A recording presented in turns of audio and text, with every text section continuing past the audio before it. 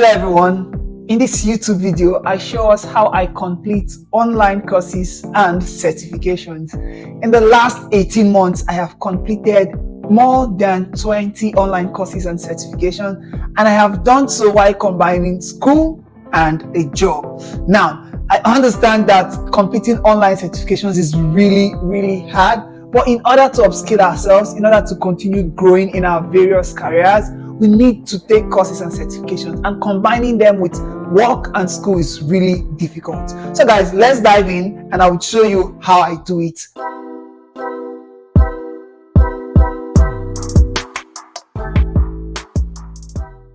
Hi everyone, my name is Divine and welcome to my YouTube channel. I talk about my interests in an interesting way, and I give tips for productivity and personal development. In today's video, I'll be showing you how I complete any online certificate courses or any certification, and you can also pick out the 5 steps to completing an online certificate course. So guys, let's go straight away.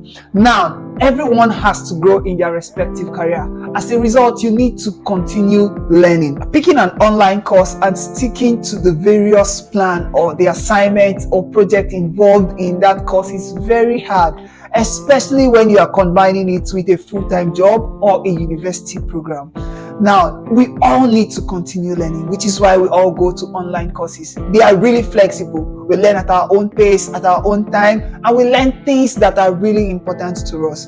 But the problem is keeping up with the course, completing the projects, completing the assignment is really hard. I won't judge because I understand how things are. We all have our love lives, we all have family, we all have passion and various things we love. I love to play football, and many times during my courses or during my certifications, I would close down my laptop and go ahead and do some of the things I enjoy. But now, one thing I have always done is to stay consistent, and you too can learn by staying consistent. The first step, or the first thing I usually do in order to begin the process of learning, is set my goals and objectives. It's always very important that you know where you want to go to, you know where you want to be 2 or 3 years from now, so you can begin the process of preparing and learning towards that goal. For me, a couple of months back, I set a project and I called it Project CTO because I really want to understand business and technology. As a result, Project CTO involved various courses, textbooks, and programs that include the teaching of technologies like AI, data analytics, and also the teaching and the learning of business courses, marketing, and sales. You too can have a similar project that combines various parts of your interest to lead to that particular goal you want to achieve. When you fix this goal or have this objective, you would know the kind of skills you would need to learn. From knowing the kind of skills you would need to learn, you can select a course and select a platform, which is the second step in this process. So you need to choose your course and choose your platform. Now, there are so many courses out there. There are so many online platforms, beginning with Udemy, Coursera, Udacity, even on YouTube. One advice I have for people who are just starting out or people who are beginning to learn is that you should look for free beginner courses.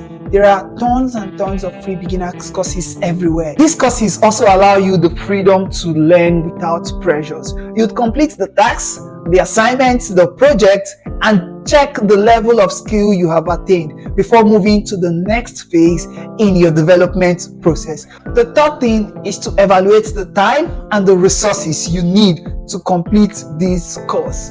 First and foremost, the number one resource you need is time. You need to understand how many hours you can spare every day or every week to taking an online course. For me, I work a lot with schedule. I create space for that course or that textbook within my schedule. It's usually very difficult, but because of how important my career or my future project is, I take online courses really seriously. Sometimes I scrap out parties to ensure that some of these courses are well included in my schedule. I make use of a day-to-day and hour-by-hour schedule. That way I understand what I'm doing at 10 a.m. and I know what I'm doing at 7 p.m. You too can create a schedule for yourself. That way you can continue learning and you would know the particular time you have to take your course. I spoke a lot about creating a schedule and allowing for concentration and focus in this video. So you could check this video out and learn how you can create a schedule for yourself. The fourth step is to commit and enroll to the learning process. Usually, every course you see online has an estimated completion time. The estimated completion time isn't for everyone. Some people are fast learners and others are slow learners. It's okay to be either of them. For me, I love to take my time because I know taking my time takes away the pressure of learning. So when a course is estimated to be completed in 3 months, I give myself an extra month to allow for ample time, to allow for slack time. That way, you don't have pressure on yourself and you could go back and redo assignments so you can continue progressing. The second thing I do in order to be committed to a course is that I go out there and search for accountability partners. Now, I do not ask people to be my accountability partner because I know sometimes it doesn't work. But I put it out there and tell my friends, hey guys, I am learning data analytics, or I am taking this data engineering course. What this does in my mind is that it puts me under a certain level of pressure. So if you want to commit to taking an online course or completing a certification, you need to include it in your schedule and make it a routine. And secondly, you need to find a way to be accountable, not just to yourself, but to people out there who can make you complete that course. Number 5 is that I apply what I learn and I seek feedback.